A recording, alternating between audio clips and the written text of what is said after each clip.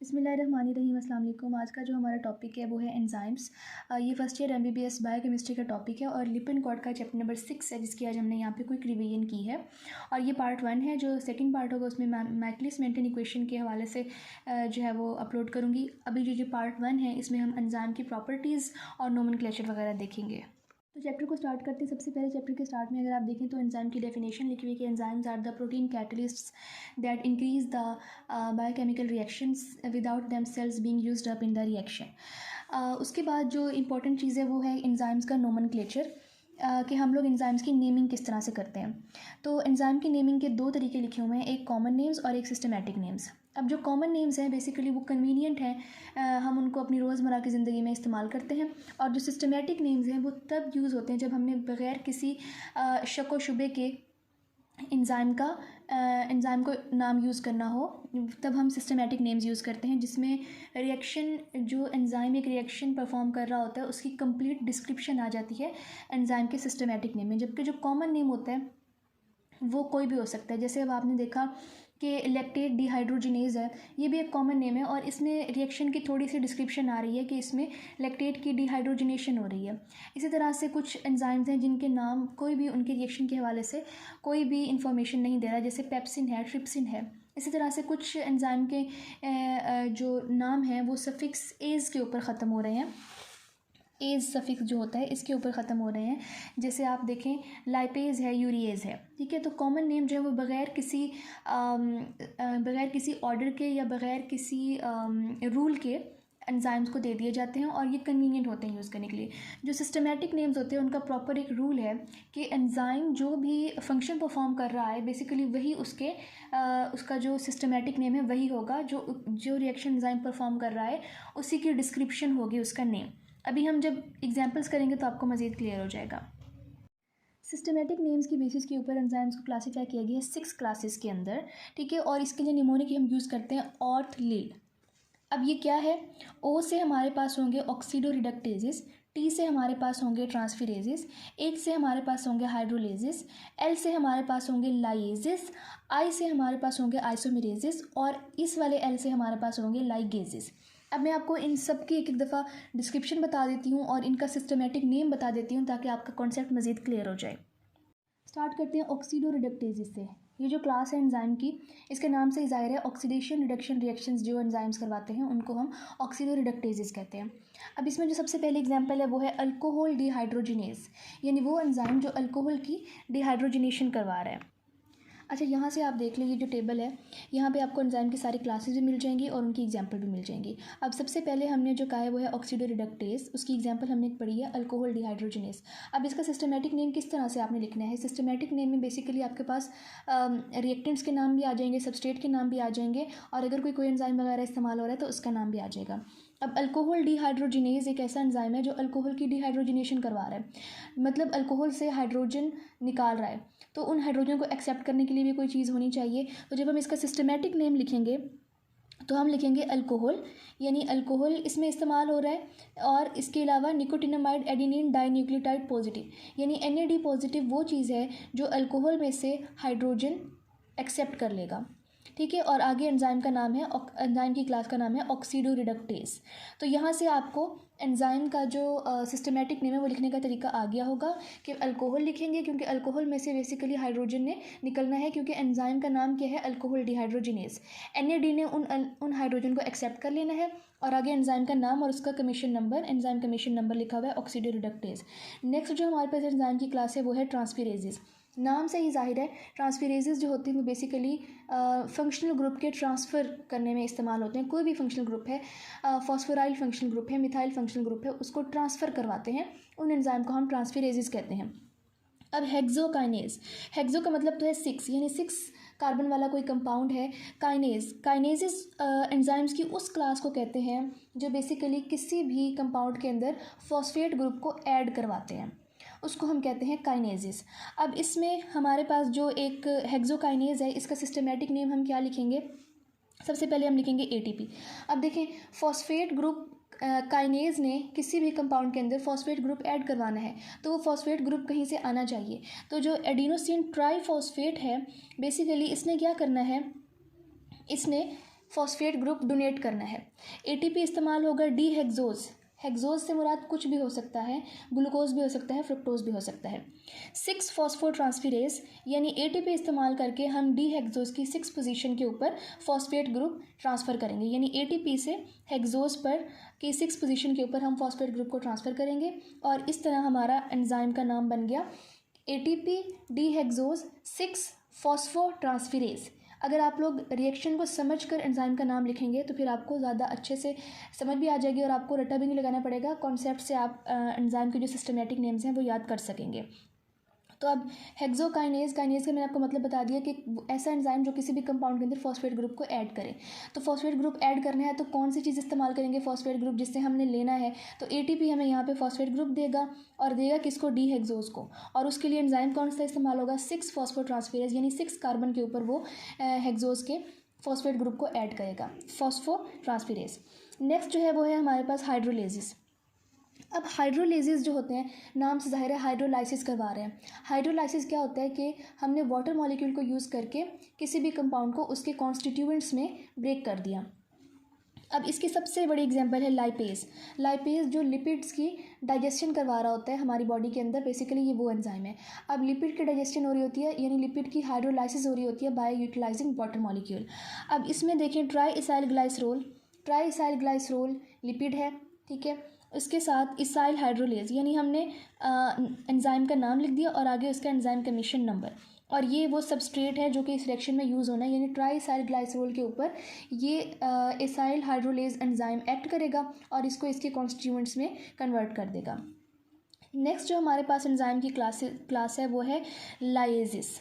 लाइएजिस का बेसिकली क्या मतलब है, ये जो कार्बन कार्बन बॉन्ड होते हैं, ये कार्बन ऑक्सीजन बॉन्ड होते हैं, कार्बन नाइट्रोजन बॉन्ड होते हैं, बॉन्ड को ब्रेक करके डबल बॉन्ड क्रिएट करता है, ठीक है। लाइएजिस का मतलब क्या है कि ये एक बॉन्ड को ब्रेक करके दो यानी कार्बन या ऑक्सीजन हो गया, कार्बन नाइट्रोजन हो गया, इनके दरमियान बॉन्ड को ब्रेक करके एक डबल बॉन्ड क्रिएट करेगा किस तरह से, एल्डोलेज है इसकी एग्जांपल में। अब क्या है, फ्रक्टोज बिसफॉस्फेट।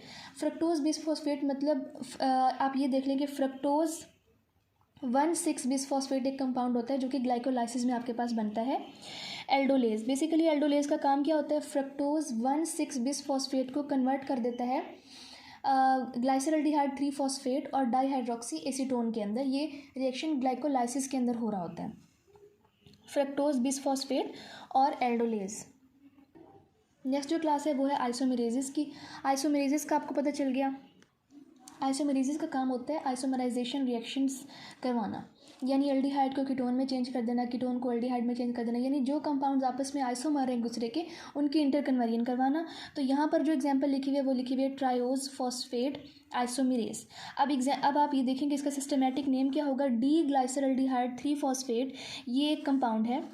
ग्लाइसर एल्डिहाइड, ये एक एल्डिहाइड एक कंपाउंड है, डी ग्लाइसरल्डिहाइड 3 फॉस्फेट कीटो आइसोमेरेज, यानी एक ये ऐसा एंजाइम है जो डी ग्लाइसरल्डिहाइड 3 फॉस्फेट को डाईहाइड्रोक्सी एसीटोन में कन्वर्ट कर देगा, यानी कि कीटोन में चेंज कर देगा, एक एल्डिहाइड को कीटोन में चेंज कर देगा। समझ आ गई बात। उसके बाद हमारे पास लास्ट है लाइगेजेस। लाइगेज का मतलब होता है बाइंड करना।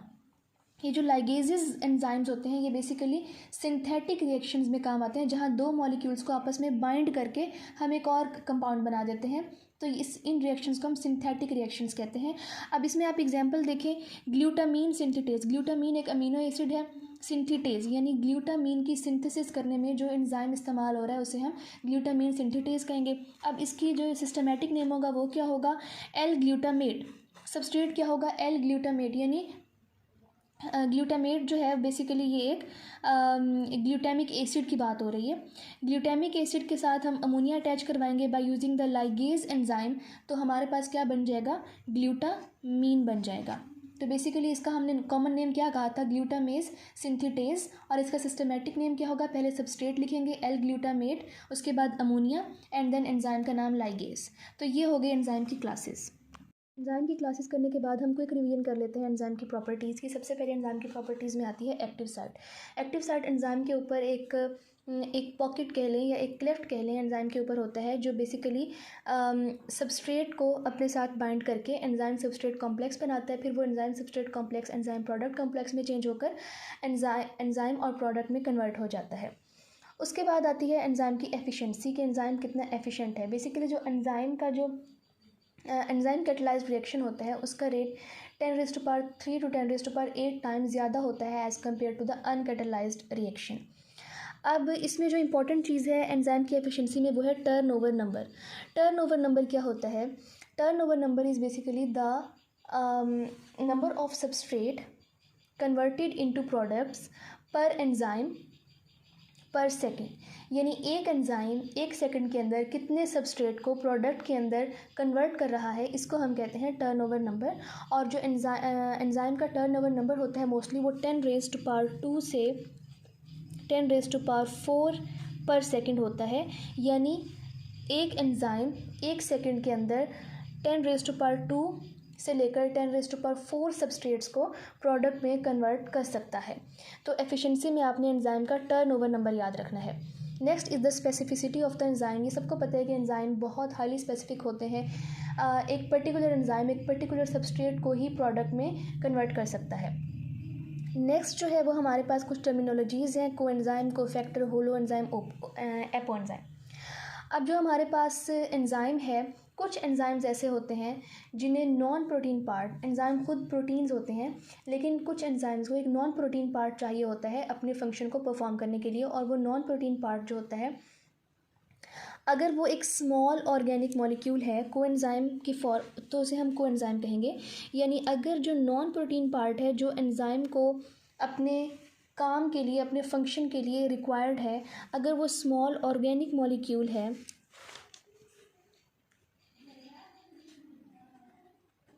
अगर वो स्मॉल ऑर्गेनिक मॉलिक्यूल है तो उससे हम कहेंगे कि वो कोएंजाइम है। और अगर वो कोई मेटल आयन है, मेटल आयन है जैसे आयरन हो सकता है, जिंक हो सकता है, तो अगर इस तरह का कोई आयन है तो उसे हम कहेंगे कोफैक्टर। ठीक है, तो ये कोएंजाइम और कोफैक्टर बेसिकली क्या है, ये वो नॉन प्रोटीन पार्ट हैं जो एंजाइम को अपने फंक्शन के लिए रिक्वायर्ड है। ठीक है, यानी ये जब एंजाइम के साथ अटैच होंगे तभी एंजाइम अपना फंक्शन परफॉर्म कर पाएगा। तो अगर वो नॉन प्रोटीन पार्ट जो एंजाइम को अपने फंक्शन के लिए रिक्वायर्ड है, अगर वो स्मॉल ऑर्गेनिक मॉलिक्यूल है तो उसको हम कोएंजाइम कहेंगे, और अगर वो मेटल आयन है तो उसे हम कोफैक्टर कहेंगे। ठीक है, और ये जो कोएंजाइम्स होते हैं बेसिकली ये एंजाइम के साथ टेम्पोरेरीली अटैच्ड होते हैं। लेकिन अगर कोएंजाइम्स एंजाइम के साथ कोवलेंटली बाउंड हो जाएं तो उसे हम कहते हैं प्रोस्थेटिक ग्रुप। प्रोस्थेटिक ग्रुप वो कोएंजाइम होता है जो एंजाइम के साथ कोवलेंट बॉन्ड बना के उससे टाइटली बाउंड हो जाता है। और कोएंजाइम जो है बेसिकली वो विटामिन से ड्राइव होते हैं, जिसके एग्जांपल में आप NAD कर लें और FAD कर लें। इसके बाद हमारे पास आता है होलो एंजाइम और एपो एंजाइम। अभी मैंने आपको बताया कि एंजाइम को अपने फंक्शन के लिए एक नॉन प्रोटीन पार्ट की ज़रूरत होती है। जब तक वो नॉन प्रोटीन पार्ट एंजाइम के साथ अटैच ना हो जाए तब तक एंजाइम अपना फंक्शन परफॉर्म नहीं कर सकता। तो होलो एंजाइम एक ऐसे एंजाइम को कहते हैं जिसमें नॉन प्रोटीन पार्ट भी हो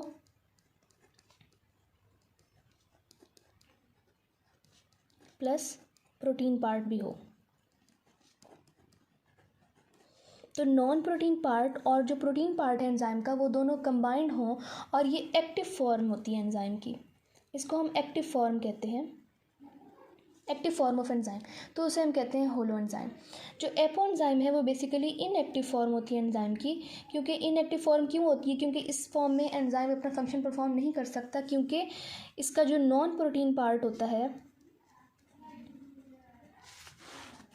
नॉन प्रोटीन पार्ट होता है वो अटैच नहीं होता। ठीक है, होलो एंजाइम एक्टिव फॉर्म है एंजाइम की, यानी ऐसे एंजाइम जिनको नॉन प्रोटीन पार्ट की ज़रूरत होती है अपना फंक्शन परफॉर्म करने के लिए, अगर उनका नॉन प्रोटीन पार्ट उनके साथ अटैच है तो वो कहलाएंगे होलो एंजाइम। और अगर एंजाइम का नॉन प्रोटीन पार्ट उसके साथ अटैच नहीं है तो वो अपना कैटालाइटिक फंक्शन परफॉर्म नहीं कर सकता और उसे हम कहेंगे एपो एंजाइम।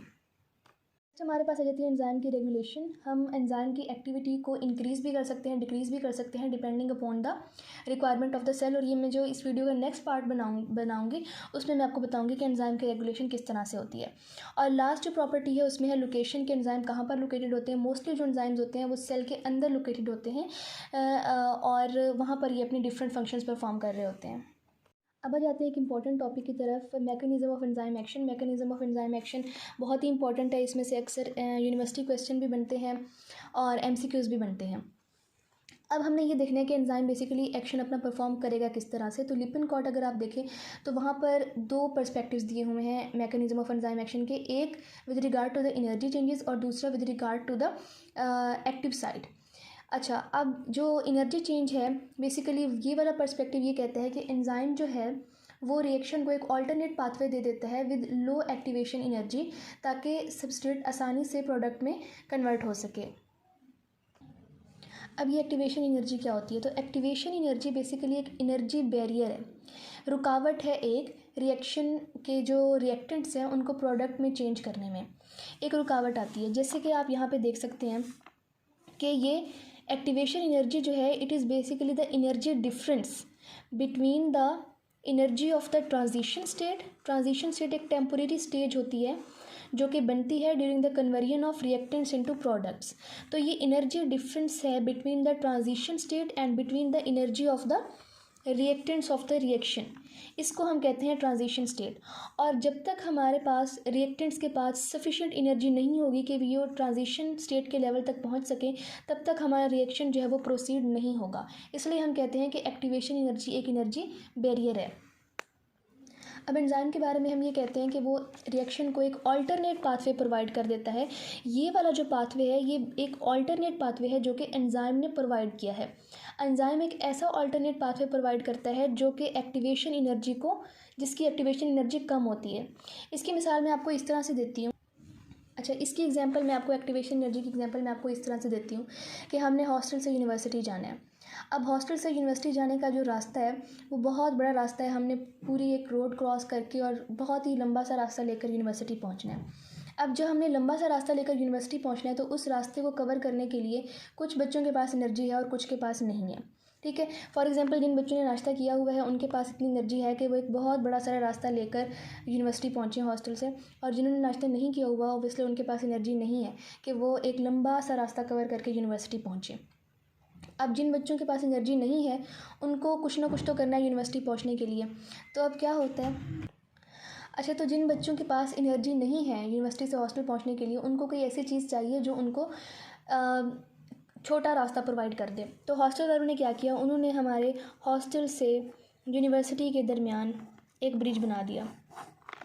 अब जिन बच्चों के पास एनर्जी कम है वो इस ब्रिज के ज़रिए इजीली यूनिवर्सिटी पहुंच सकते हैं। तो पहले जब एक बहुत लंबा सारा रास्ता था तो बहुत थोड़े से बच्चे जिनके पास एनर्जी थी सिर्फ वो यूनिवर्सिटी पहुंच रहे थे, लेकिन अब जब एक ऑल्टरनेट पाथवे बना दिया जिसमें ब्रिज बना दिया तो अब बहुत ज़्यादा बच्चे, इवन वो बच्चे जिनके पास एनर्जी नहीं थी लंबा रास्ता कवर करने के लिए, वो भी यूनिवर्सिटी पहुँच सकते हैं। यानी अब जो हमारा रिएक्शन का रेट है वो बढ़ गया है, ठीक है। बिल्कुल इसी तरह से कि पहले जो रिएक्टेंट्स थे उनमें से फॉर एग्जांपल 10 रिएक्टेंट्स थे, उनमें से सिर्फ 2 रिएक्टेंट्स ऐसे थे जिनके पास इतनी एनर्जी थी कि वो ट्रांजिशन स्टेट के लेवल तक पहुंच सके, यानी उनके पास इतनी एक्टिवेशन एनर्जी थी और फिर वो प्रोडक्ट बन सके। तो इस टाइम जो रिएक्शन का रेट था वो बहुत ही स्लो था। एंजाइम ने क्या किया, एंजाइम ने एक ब्रिज बना दिया, एक ऑल्टरनेट पाथवे बना दिया। अब जब ये ऑल्टरनेट पाथवे बना तो इस पाथवे की जो एक्टिवेशन एनर्जी है वो बहुत ही छोटी है।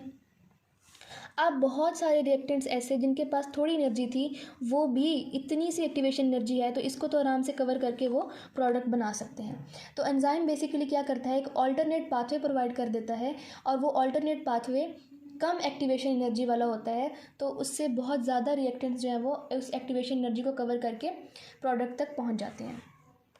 अच्छा, एंजाइम का तो एक्शन हमने देख लिया कि एंजाइम एक ऑल्टरनेट पाथवे प्रोवाइड करके एक ऐसा पाथवे जिसकी एक्टिवेशन एनर्जी कम हो वो वाला पाथवे प्रोवाइड करता है। अब एंजाइम जो है वो रिएक्टेंट्स और प्रोडक्ट्स की अपनी एनर्जी को कुछ नहीं कहता, बल्कि वो सिर्फ एक ऑल्टरनेट पाथवे प्रोवाइड कर देता है। बिल्कुल इसी तरह जैसे जो ब्रिज बनाते हैं वो इन स्टूडेंट्स की एनर्जी को कुछ नहीं कहते, स्टूडेंट्स की एनर्जी उतनी ही रहती है जितनी पहले थी, बस यहाँ पर एक ऑल्टरनेट पाथवे बन जाता है जिसको कवर करने के लिए कम एनर्जी चाहिए, इसलिए ज़्यादा स्टूडेंट्स उस पाथवे को कवर करके यूनिवर्सिटी पहुँच जाते हैं। बिल्कुल इसी तरह से एंजाइम ने एक ऑल्टरनेट पाथवे बना दिया है जिसको कवर करने के लिए कम एनर्जी चाहिए, यानी इसकी एक्टिवेशन एनर्जी कम है, तो बहुत ज़्यादा रिएक्टेंट्स जो हैं वो ये पाथवे कवर करके प्रोडक्ट तक पहुँच जाते हैं। अब हम नेक्स्ट देखते हैं कि एक्टिव साइट क्या रोल प्ले करता है एंजाइम के मैकेनिज्म में। तो एक्टिव साइट जो है ये ट्रांजिशन स्टेट की स्टेबलाइजेशन में मदद करता है। जो आपके पास सबस्ट्रेट आ रहा है उसने कहाँ पे बाइंड होना है, उसने एक्टिव साइट के ऊपर बाइंड होना है। जब उसने एक्टिव साइट के ऊपर बाइंड होना है तो आपके पास एंजाइम सबस्ट्रेट कॉम्प्लेक्स बनेगा। एंजाइम सबस्ट्रेट कॉम्प्लेक्स के बाद क्या चीज़ बनेगी आपके पास, ट्रांजिशन स्टेट। तो ट्रांजिशन स्टेट बनती चली जाएगी और फिर ये ट्रांजिशन स्टेट से क्या बनता चला जाएगा, एंजाइम और प्रोडक्ट बनते चले जाएंगे। सेकेंड जो बात लिखी हुई है लिपिन कोड में वो ये है कि कैटालाइसिस में एक्टिव साइट रोल प्ले करता है। किस तरह से कि ये कैटालाइटिक ग्रुप्स प्रोवाइड करता है। अब कैटालाइटिक ग्रुप्स क्या होते हैं, बेसिकली जो एक्टिव साइट के अमीनो एसिड रेजिड्यूज़ होते हैं, अमीनो एसिड रेजिड्यूज़ वो बेसिकली बॉन्ड बना लेते हैं विद द सबस्ट्रेट। टेम्पोरेरीली सबस्ट्रेट के साथ बॉन्ड बना के एंजाइम सबस्ट्रेट कॉम्प्लेक्स बना लेते हैं और फिर वो एंजाइम सबस्ट्रेट कॉम्प्लेक्स प्रोडक्ट और एंजाइम में कन्वर्ट हो जाता है। तो इस तरह से एक्टिव साइट जो है वो अपने अमीनो एसिड रेजिड्यूज़ के ज़रिए सबस्ट्रेट के साथ बॉन्ड बना लेती है और कैटालाइसिस में हेल्प करती है। नेक्स्ट हम देख लेते हैं कि विजुअलाइजेशन किस तरह है ट्रांजिशन स्टेट की।